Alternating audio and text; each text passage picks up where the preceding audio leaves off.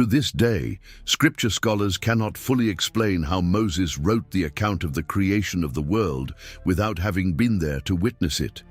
But it happened, and the ancient records show exactly how this enigma was resolved, even though the answer is scattered in pieces that almost no one ever puts together.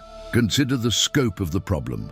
A man born in a house of Hebrew slaves, pulled from the waters of the Nile River, raised inside the Pharaoh's palace, trained in sciences that still impress modern archaeologists, sits somewhere in the Sinai desert and writes with precision about the first instant of the universe, about the separation of light from darkness, about the formation of the oceans and the continents, about the exact moment when the first man opened his eyes beneath the breath of God.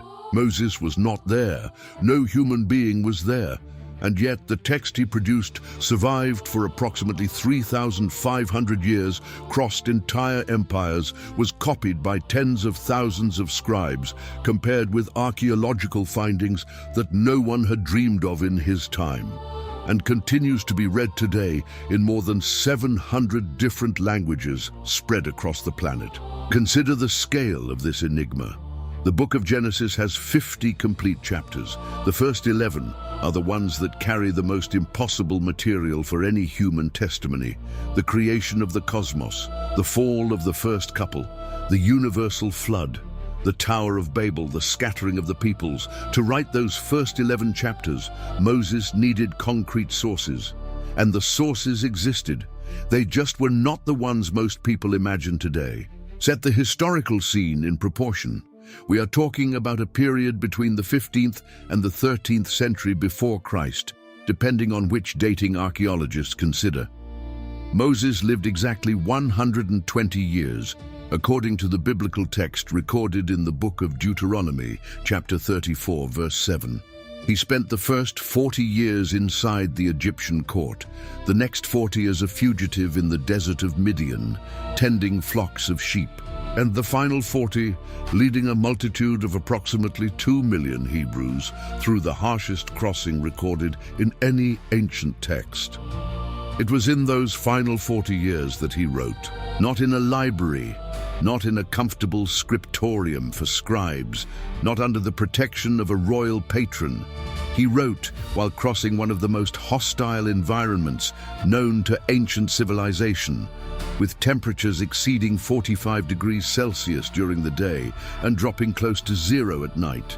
He wrote while managing internal conflicts between 12 tribes. He wrote while judging disputes over property, marriage, and blood. He wrote with wounds on his feet, a parched mouth, and the responsibility of an entire people on his back. And still he wrote. Observe what happened before to understand the scene. Before a single word was pressed into hide or papyrus, Moses received an intellectual formation that virtually no other biblical figure ever had. The book of Acts, chapter 7, verse 22, states explicitly that Moses was instructed in all the wisdom of the Egyptians. This is not decorative phrasing. This is a technical declaration. The scribal school of Egypt during the New Kingdom period was considered the most rigorous in the ancient world. A young prince received training in at least 4 distinct writing systems. He learned monumental hieroglyphics, cursive hieratic, demotic popular script, and probably also the basics of Akkadian, which was the international diplomatic language of the era, written in cuneiform. A royal scribe completed his training after approximately 12 years of intensive study, beginning between the ages of 5 and 6 and finishing around 17 or 18. Moses went through that entire training. He learned mathematics, geometry, astronomy, medicine, mineralogy, botany, dynastic history, law, rhetoric, and Egyptian theology. He learned to handle angular measurement instruments used in astronomy. He learned techniques for preserving texts that guaranteed the survival of documents for centuries under dry conditions. He learned to compile records in such a way that any later copyist could reproduce the text without losing the original meaning. None of the patriarchs before him possessed that technical toolkit, and this is where the pieces begin to fall into place. because writing the book of Genesis is not merely a matter of divine inspiration. Writing requires material command of the craft, requires knowledge of sources, requires the capacity to organize narratives spanning 2,500 years of history, compressed into a few chapters. Moses had every one of those tools ready. But the tools alone do not explain the content. And this is where the mystery deepens. Consider the most obvious method, the one that Jewish and Christian tradition has always defended: direct revelation. According to this view, God spoke with Moses as a man speaks with another man, as the text of Exodus, chapter 33, verse 11, records with absolute clarity. In that dynamic, Moses would have received directly from the Creator himself the account of what happened before any human being existed. It was a divine download, to use contemporary language. God, who was there, dictated. Moses, who was not, transcribed. That is the most direct answer, but it is not the only one, and perhaps not the complete one. Because the records show something that most modern readers ignore. Moses was not the first to write. Documents existed before him. Oral records were preserved with obsessive precision. Family traditions had been transmitted by the patriarchs, and Moses had access to all of it. Follow the chronological calculation. Adam, according to the genealogy in chapter 5 of Genesis, lived 930 years. Seth, his son, lived 912 years. Enosh, 905. Kenan, 910. Methuselah, the longest lived, reached 969 years. These numbers written out in full are not literary exaggeration. They function as bridges of memory. A life that long allows a patriarch to transmit personal experiences to great-grandchildren and great-great-grandchildren still alive when he dies. Consider the perspective. Adam lived as a contemporary of Lamech, father of Noah, for 56 years. This means that Lamech, when he was born, lived alongside the first man himself for more than 5 decades. Noah was born only 126 years after Adam's death. Shem, son of Noah, lived after the flood into the time when Abraham was already an adult. Abraham, therefore, lived alongside a man who lived alongside Noah, who lived alongside Lamech, who lived alongside Adam. In only 4 links, the memory reaches from creation to the father of faith. Silence. This chain of oral memory is not theological speculation. It is chronological mathematics extracted from the biblical text itself, and it explains why the details of the first chapters of Genesis are so precise. They were transmitted through fewer intermediaries than any comparable oral tradition in the history of the ancient world. By comparison, the Iliad and the Odyssey passed through roughly 400 years of oral tradition before being written down by Homer, with far more hands, far more mouths, and far more distortions along the way. Observe the transmission process to understand the fidelity. In ancient Semitic cultures, the memorization of sacred texts was a discipline taken to an extreme. A patriarch did not merely tell loose stories around a fire. He repeated fixed narratives with rhythmic structure, with intentional repetitions, with memory hooks that enabled a child to reproduce dozens of complete chapters without a single significant alteration. Modern studies with desert Bedouins and with surviving Greek bards have shown that these techniques maintain accuracy above 95% through transmissions of up to 12 consecutive generations. Moses had direct access to that chain. But one central piece is still missing. There is an archaeological theory that resolves much of the enigma, and it carries the name of Percy John Wiseman, a British officer who, in the early 20th century, noticed something strange while studying cuneiform tablets in Mesopotamia. He realized that ancient documents from that region followed a rigid signature pattern. Each tablet began with a header and ended with a colophon. The colophon carried the name of the person responsible for the document and served as a kind of seal of authorship. Wiseman opened the book of Genesis and found exactly the same pattern.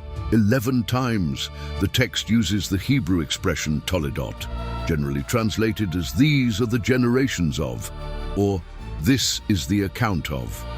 It appears in Genesis chapter 2, verse 4. It appears in Genesis chapter 5, verse 1. It appears in Genesis chapter 6, verse 9. It appears in Genesis chapter 10, verse 1. And it continues appearing through to Jacob. 11 markers, 11 colophons. This formula is identical to the signature of the Mesopotamian tablets from the time of Abraham. What Wiseman proposed, and what archaeologists such as Alan Millard and Kenneth Kitchen later confirmed as plausible within the context of the second millennium before Christ, is that the first chapters of Genesis may have been written originally on clay cuneiform tablets or on leather documents, each signed by the patriarch responsible for preserving that section. Adam would have signed the record of creation. Noah would have signed the record of the flood. Shem would have signed the post-flood record, and so on. Moses would not have created these narratives. He would have compiled them. In this hypothesis, the Hebrew lawgiver received an archive of ancient documents inherited through Joseph, who would have brought them with him to Egypt when the clan of Jacob descended to escape the famine. Those documents were preserved within the Hebrew community during the 430 years of their Egyptian sojourn, as the book of Exodus itself, chapter 12, verse 40, records with chronological precision. When Moses assumed leadership of the people, those documents passed into his hands. He then did something that only a formally trained Egyptologist could have done at that level of quality. He translated, organized, updated geographic names that had changed over time, adapted technical terms, and integrated everything into a continuous narrative, keeping the original marks of authorship visible through the toledot expressions scattered throughout the final text. Gathering the documents was not enough. Now they had to be preserved forever. Examine the details of the material work. Writing in the conditions of the Sinai desert was a physically brutal undertaking. The possible materials were three: tanned goat or sheepskin, papyrus imported from Egypt, and clay tablets. Each carried severe limitations. The leather had to be prepared through a process involving salt, lime, specific quantities of water, and several days of treatment. Papyrus required careful maintenance against the nocturnal humidity and the daytime heat, conditions that alternated in extreme fashion. Clay had to be dried in the sun or fired in an improvised kiln, then transported with obsessive care to prevent breakage. Moses most likely used leather. Leather scrolls were the most durable and the most portable for a multitude on the move. A single scroll of the book of Genesis, written in Paleo-Hebrew, occupied approximately 9 meters of stitched leather.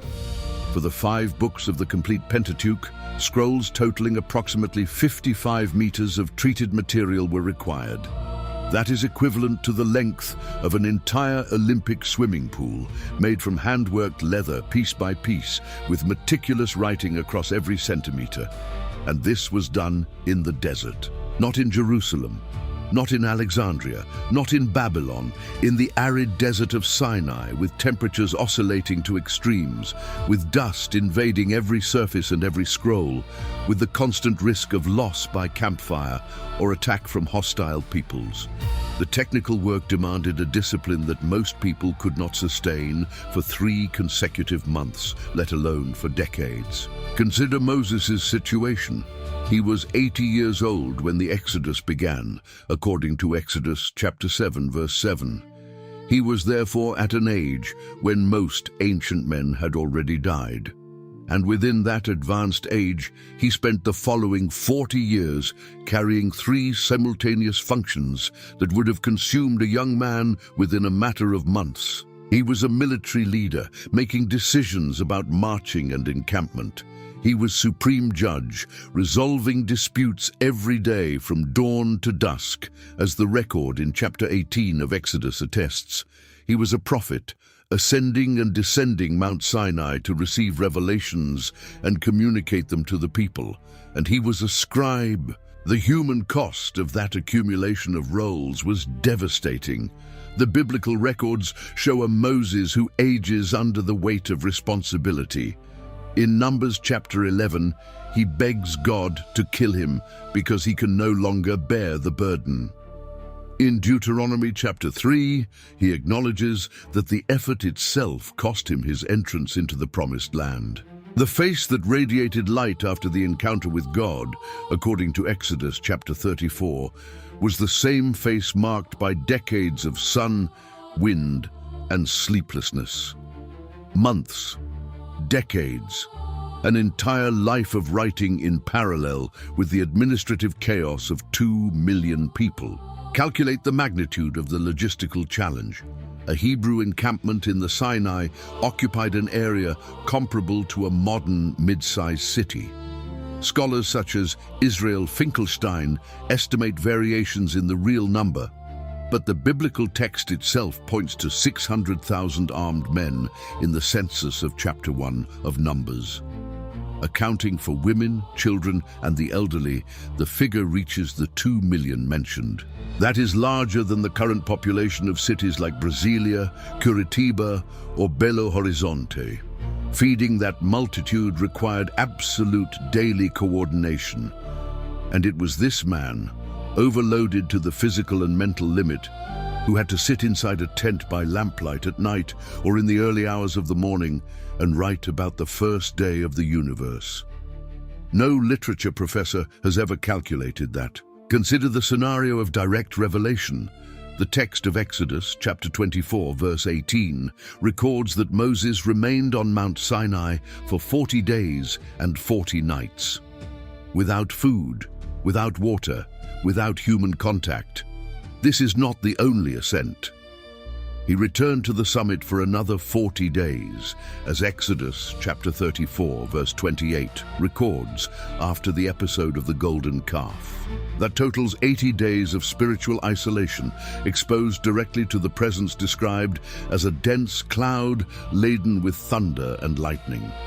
In that isolation, something happened. Later rabbinic texts, especially the Babylonian Talmud and the Midrash Rabbah, affirm that it was in these periods that Moses received the totality of the Torah, including the account of creation. The Jewish oral tradition has upheld this version for more than 2,000 years. Christian exegesis tends to combine this hypothesis with that of prior sources. The accounts may have reached Moses in written form, and God on the mountain would have confirmed, corrected, and amplified what needed to be preserved as sacred text. No human needs to choose between one hypothesis and the other. They can function together. And here a turning point appears that many people overlook. The text of Genesis chapter 1, when examined in the original Hebrew, presents a very specific rhythmic poetic structure. The days of creation follow structural parallelisms that divide 6 days into 2 blocks of 3. In the first 3 days, God prepares the environments, light and darkness, waters above and below, dry land and vegetation. In the following 3 days, God fills those environments, sun and stars, birds and fish, land animals, and the human being. This literary architecture is not accidental. A poetic structure like this, with repetitions and cadences, is typical of texts memorized orally and transmitted with precision across generations. It is the architecture of someone who knows that the text will cross centuries, passing from mouth to mouth before being fixed in writing. This reinforces the hypothesis that Moses received material already formatted to survive through time. And he, with his Egyptian scribal training, understood perfectly the genius of that architecture and preserved it intact the moment he set it down on leather. A technical question then arises that archaeologists debate to this day.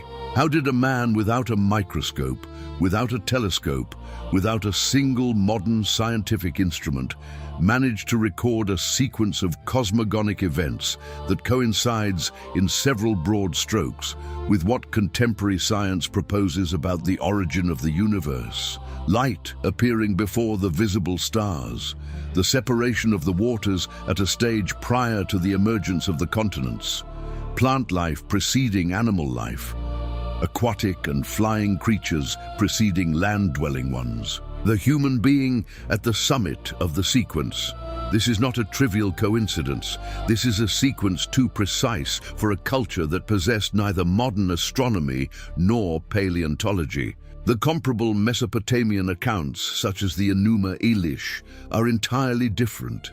In them, the universe is born from wars between gods, from the blood of a slaughtered monster, from the chaos of a cosmic dispute.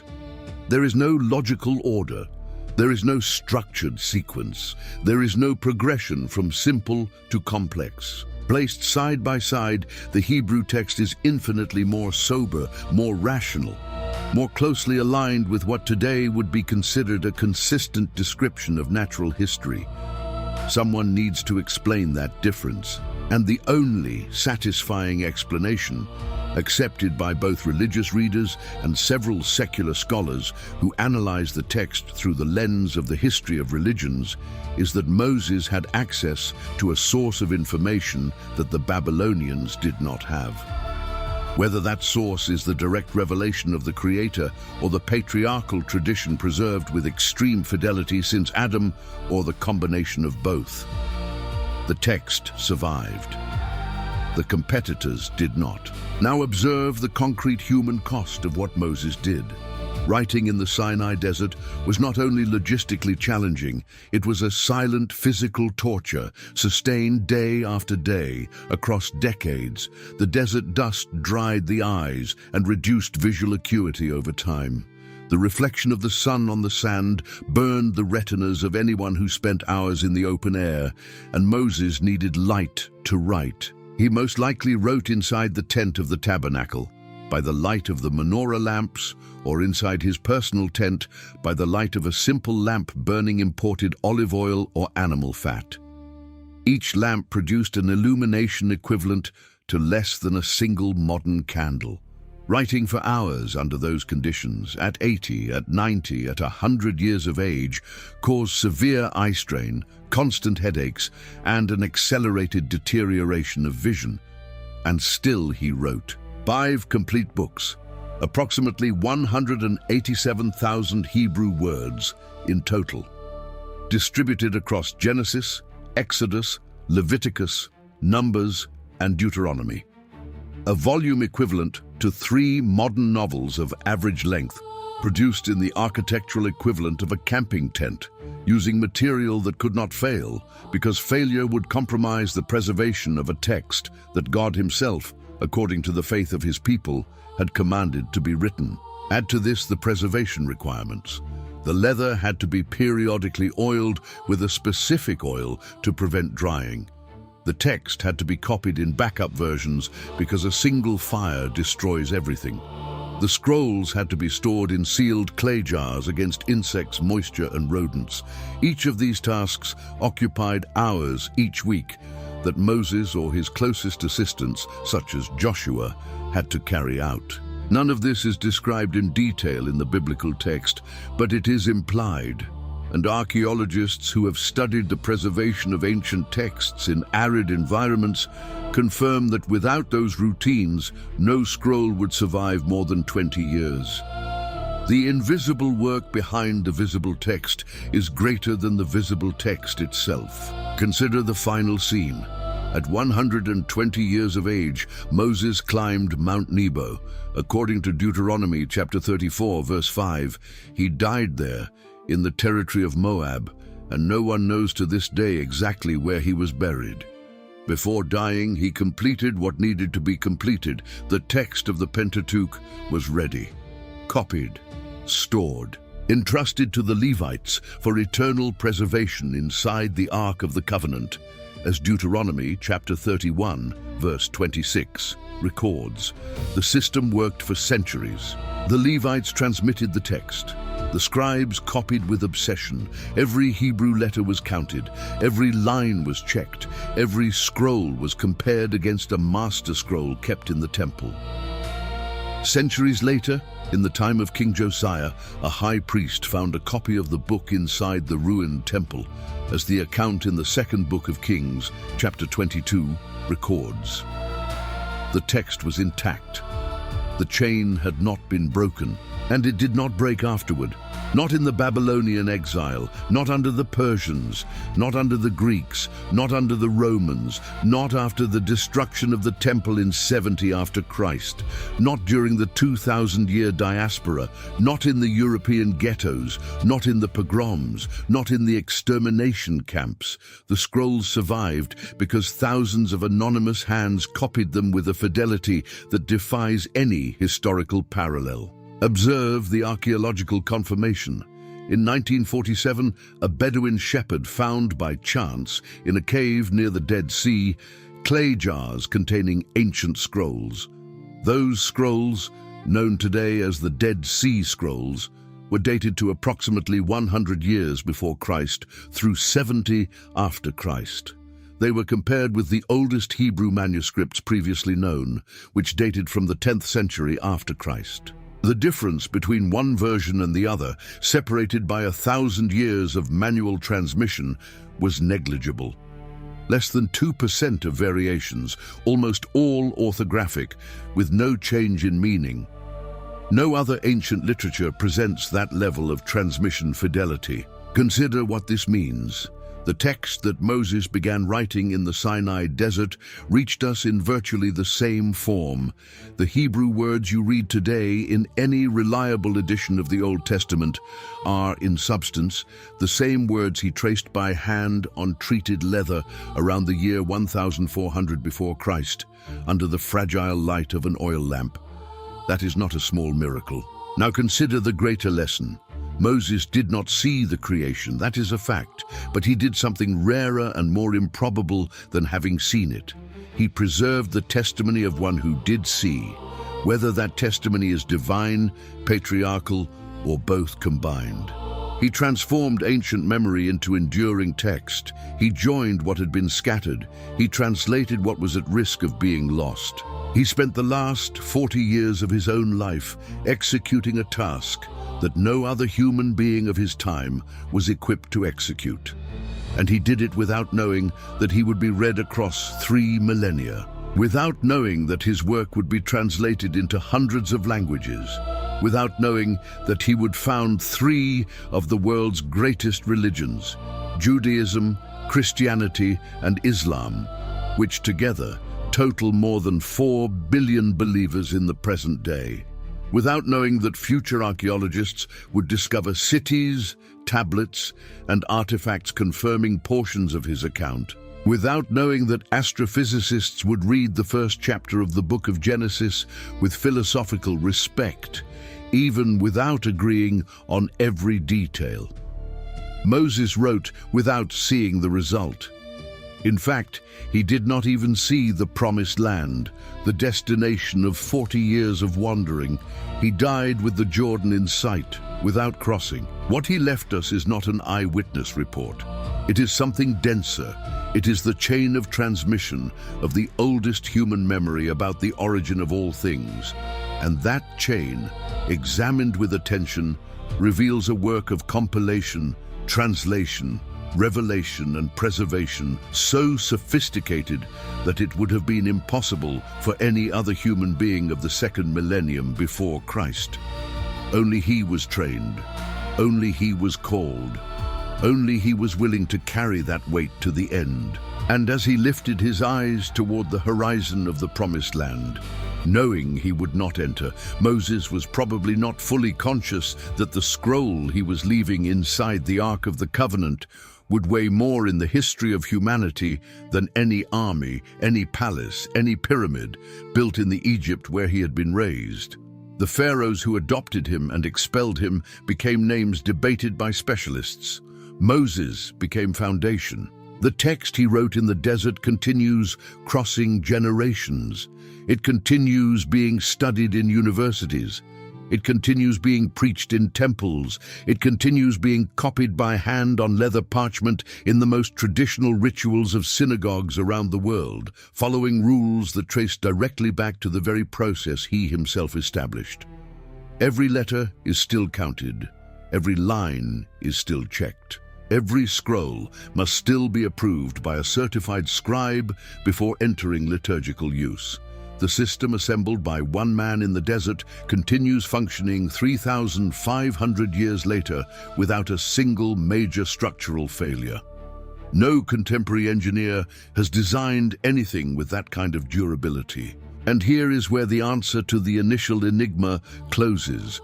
Moses did not see the creation, but he wrote Genesis because he had access to three complementary channels that no one before him had ever managed to bring together in a single mind and a single life.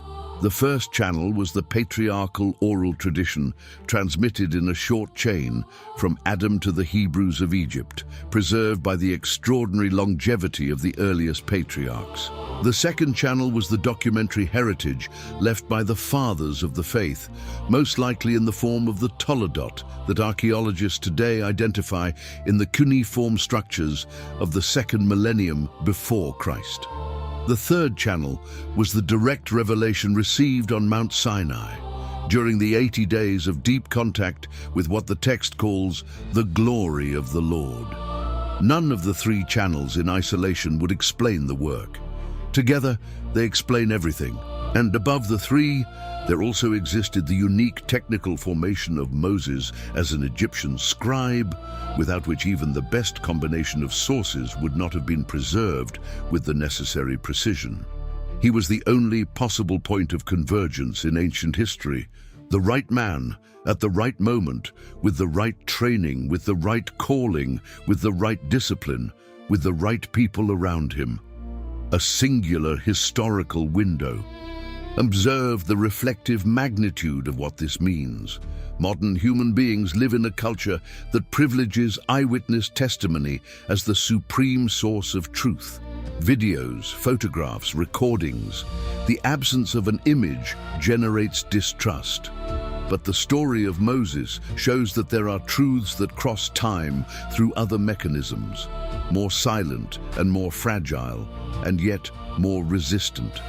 Memory preserved with fidelity, text copied with obsession, tradition transmitted with reverence. The invisible work of thousands of anonymous hands across centuries, that built something no modern camera can build. And the final lesson is not about Moses as a legendary character. It is about the nature of what humanity does when it refuses to forget. The first man died more than 5,000 years ago. We will never hear his voice. We will never see his face. But we continue reading about the first dawn he witnessed because a prophet of the desert, dozens of centuries ago, decided that that memory was worth more than his own life and did not let it go out.